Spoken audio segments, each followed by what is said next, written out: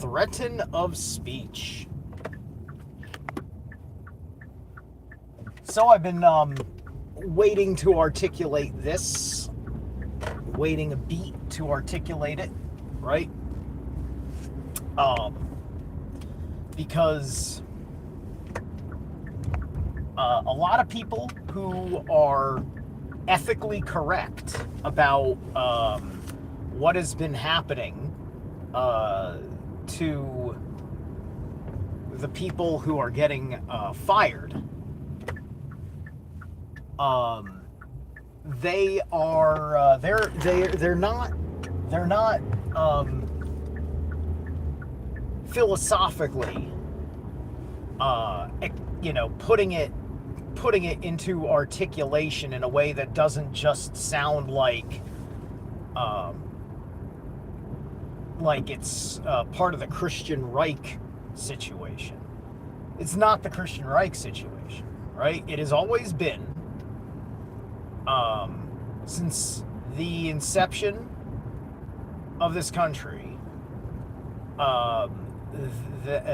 with the exception of the interference of civil rights and things like that, that we had freedom of association. You made your own personal choice. Did you want to work with people of another race of you, right? And during civil rights and beyond, no white person sat there and complained that they weren't in a successful black business. In fact, they were, they more than likely simply appreciated the whole thing, right? Be like, look at them, they're doing well, right? You watch the Luke Cage on Netflix, and you're just like, you see all the black people that are it's their universe, right? I think there was maybe one white guy in the whole show. No, there were two. There was one white guy that was a cop. Even the cops were black in the Luke Cage section of New York. And then there was that one dude who's always in the glasses, and he's basically he could be, he could be a certain kind of very quiet Loki kind of character. I forget his name. But he is just he's that fucking white boy that can roll with the most criminal of underground black communities, right? But anyway, so threatening speech. Threats is not protected speech by long Supreme Court precedent. Long! You can't threaten somebody, which is your broadcast of intent. It's pretty much verbal assault.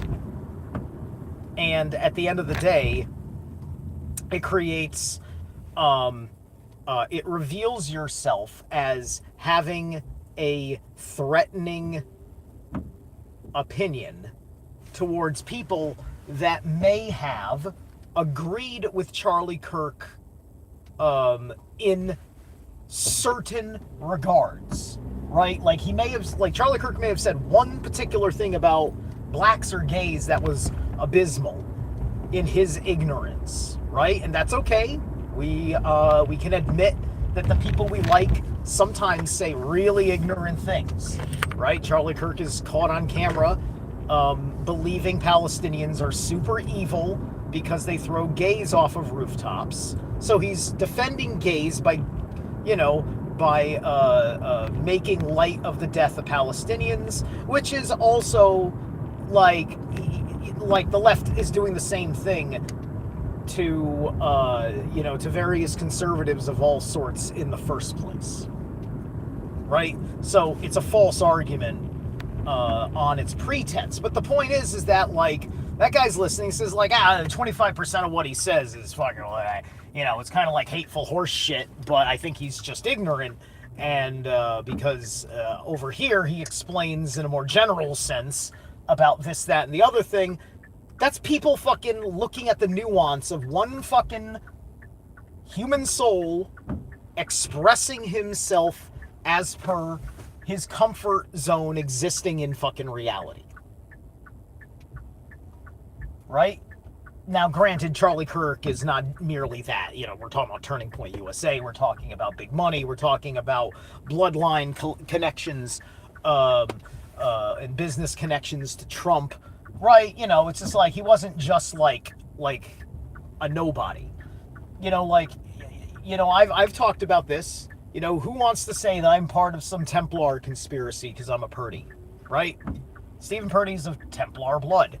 Purdy's New York was founded by my forefathers, which I have no claim to as I sit here in my bullshit job with no relationship to my extended family at all, and I don't like this fucking light that doesn't want to change. I'm just going to take it.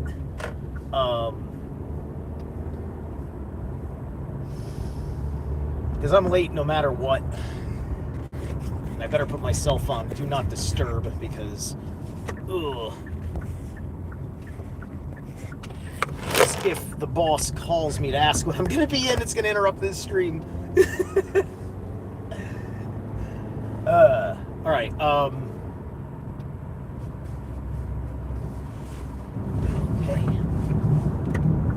One moment, I got to make sure my merger is safe.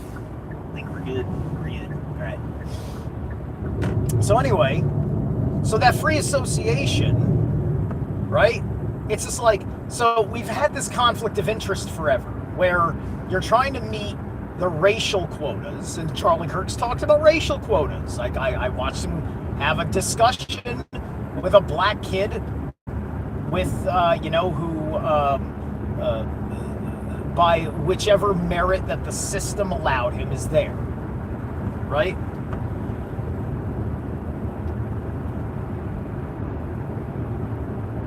Merit or quality, you know, I can't remember if he, whatever, because he did ask him about his finances, because they were talking about blacks and education funding. He's black, he's in the college, so it's just like, you know, he got a little apprehensive, and then he realized, well, wait a minute, he's right, I do have to disclose this financial private thing to do this, right? So So he doesn't back down, he goes with it, and it ends well. He actually gets defeated in the debate, but then he asks for a fucking hat, and he's got his big smile on his face. Right? Because a lot of time has passed, and the echo chamber has not caught up to the fucking conversation in the first place. They are so wildly out of bounds that, you know, just making the threat, like, some people can charge you with that shit, right? Because, well, they can't, but they know that you're waiting. You are waiting for a vicious reason to fucking yell at a customer or a fucking employee as per the behavior you have demonstrated and actually set as the standard of the way of life you would like things to be and the kind of work culture you want to cultivate, even though you're not the boss. And even bosses have bosses. You know, Jimmy Kimmel's gone because he doesn't, he's not competent enough to be, you know, running his own shit. You know, he's paying the price for what other people told his writers to do, and it's an entire problem with their entire fucking production company. So his whole production company is in trouble because of their writers' choices, which ruins him, in which all of that is meant to elevate him as the guy. You're the guy, Jimmy. That's what happened. That's what happened to Jimmy, right? All these guys, like, you literally think they just get in there in a room and, you know, Jimmy's leading some fucking writing team, and it's largely like his jokes being collaborated with other people's jokes, which may in part be true, which is why it's lame, because he seems like he's kind of lame. I mean, obviously, everybody's there, and you don't know how to do bipartisan humor. You haven't been capable of doing bipartisan humor in a million years because you want your neocons back, because neocons were great to make fun of. And right now, the new Republicans are real fucking serious about shit, doing good in many respects, still have neocon problems in other respects. And you'll notice that the left-wingers, they won't fucking call Republicans out on the bullshit that the Republican base has shifted on, right? And Charlie Kirk was somewhat of a journalist in that respect, and thus he and his audience, major part of a very rational and credible base of the Republican Party, who would not back down from the things of his convictions, but he also believed in higher truths too, right? This became evident with how he didn't have to change who he was in his personal character once he finally heard about something provably awful, as far as his moral code is concerned.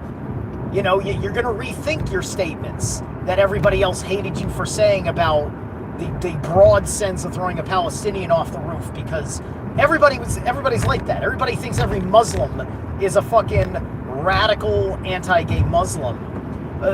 Mostly because the mainstream Muslim community has no interest in propping it up there, or even letting it be like an open part of the culture. They're kind of there's a shadow liberal culture, an underground kind of liberal culture, some of which may be really fucking disgusting, which is where you maybe are getting some of your radicals from, and others are probably afraid to be more even keel.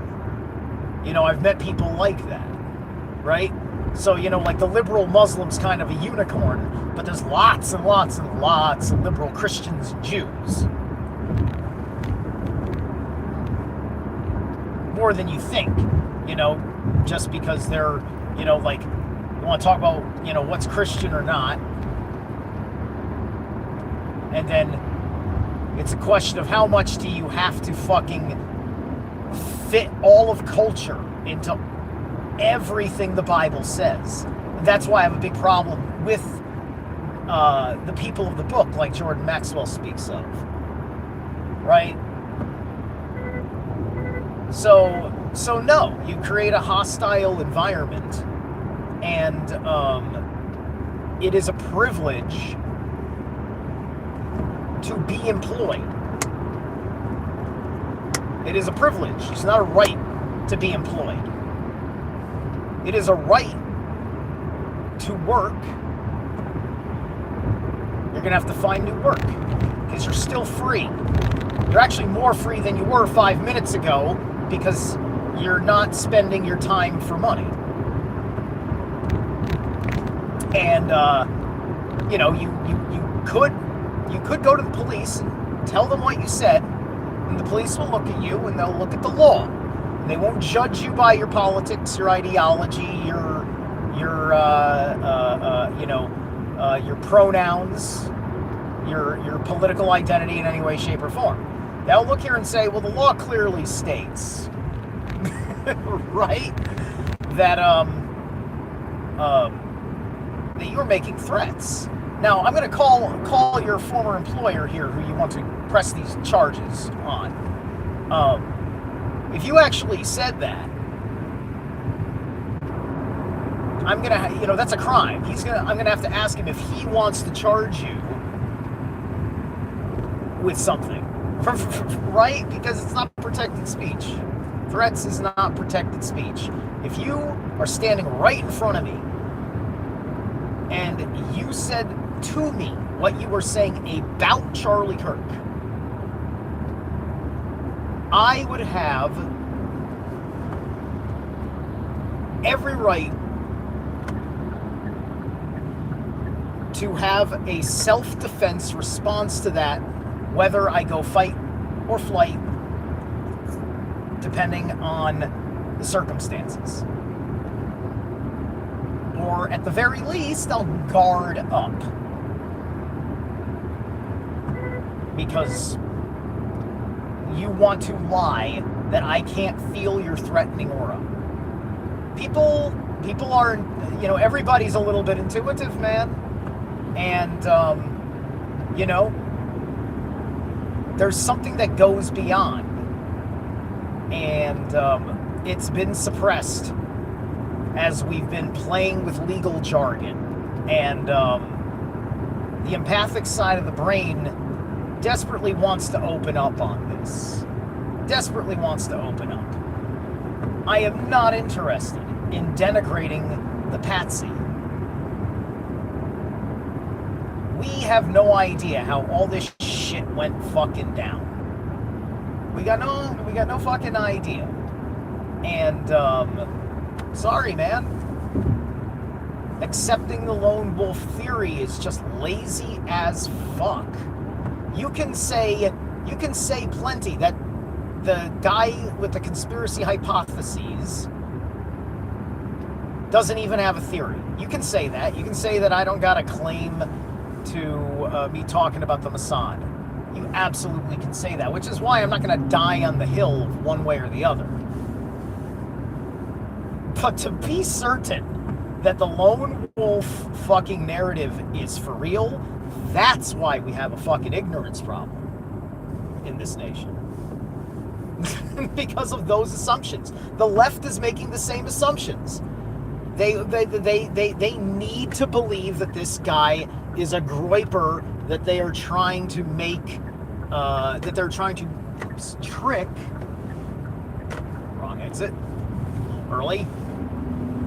That they want to trick us into believing was one of them.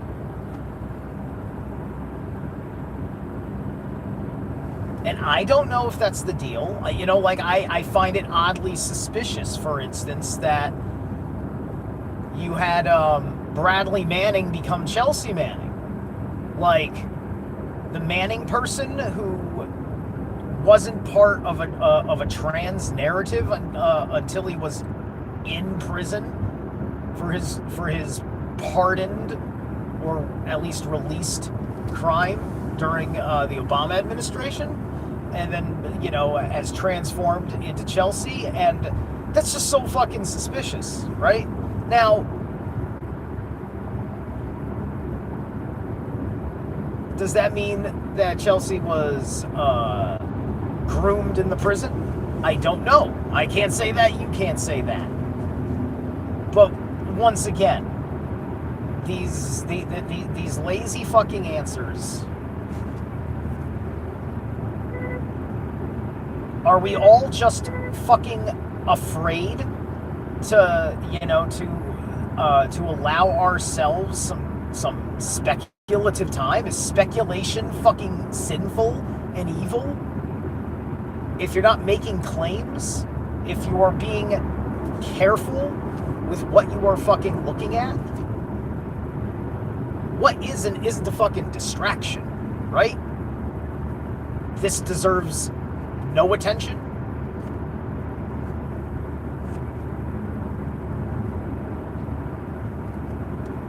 I certainly don't believe it deserves obsessive attention.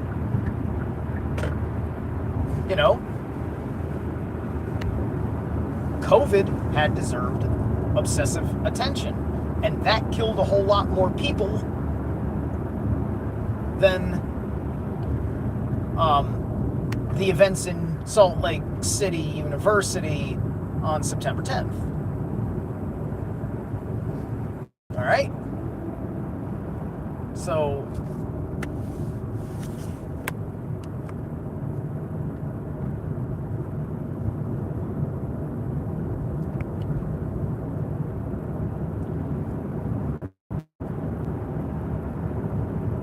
the mainstream media has spun this into a love story, right? They need to continue to amp up the righteousness of the patsy and the demonic of the other guy, and then, of course, vice versa on the other side. So you've got zero objectivity because it is what? It is the 18th. It has been a week and a day I'm not even like, was he fucking charged? Has the patsy been charged? I don't even fucking know, because I've been listening to everything going on in the social conversation, because I'm much more concerned about how these things will emanate in my world. You know, my ear catches some of the back and forth from some of the guys.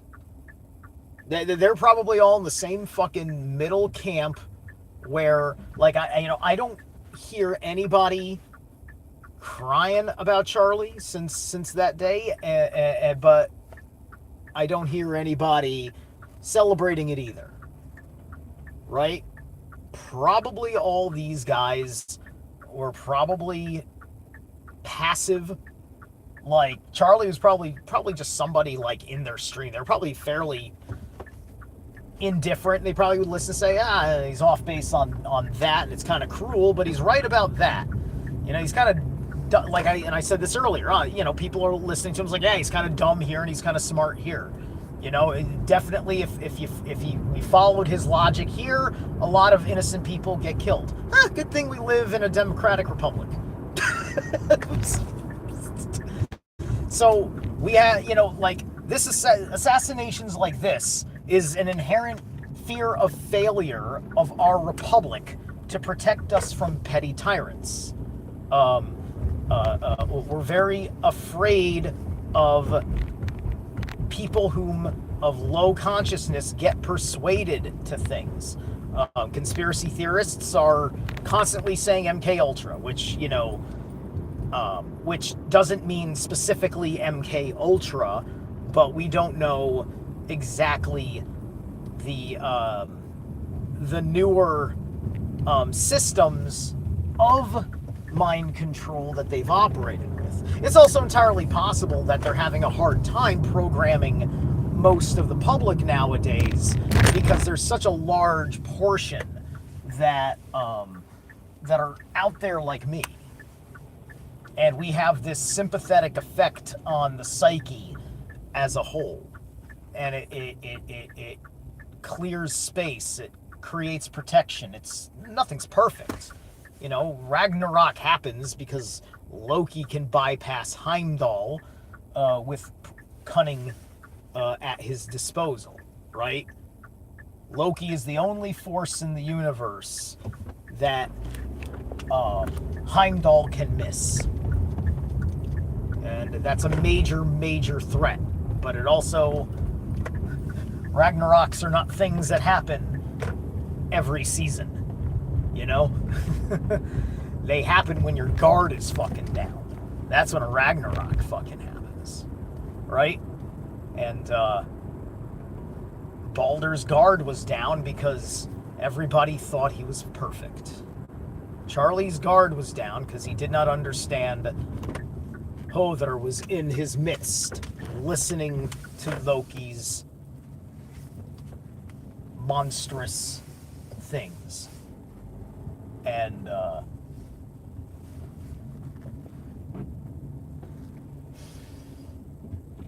you're straight up hearing, this is just Loki's false vitriol against the gods, right? You know, this is Lokasenna, right? All this fucking trolling going on, right? And